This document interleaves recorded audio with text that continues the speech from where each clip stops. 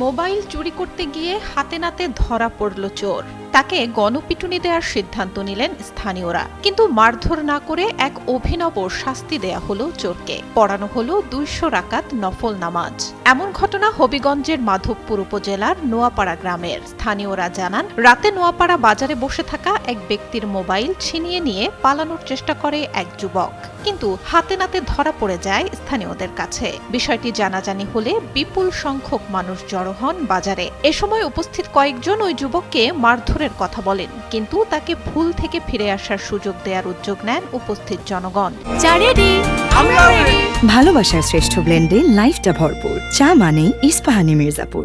মারধর না করে 200 রাকাত নফল নামাজ আদায়ের শর্তে ছেড়ে দেয়া হয় তাকে। পরে স্বেচ্ছায় নামাজ আদায় করে এবং ভবিষ্যতে আর কোনো অপরাধে না জড়ানোর প্রতিশ্রুতি দেয় ওই যুবক। পুলিশ জানায়, মানবিক কারণে এমন সিদ্ধান্ত নিয়ে থাকলে পুলিশের কিছুই করার থাকে না। তবে কেউ অভিযোগ করলে বিষয়টি খতিয়ে দেখে প্রয়োজনীয় ব্যবস্থা নেওয়া হবে।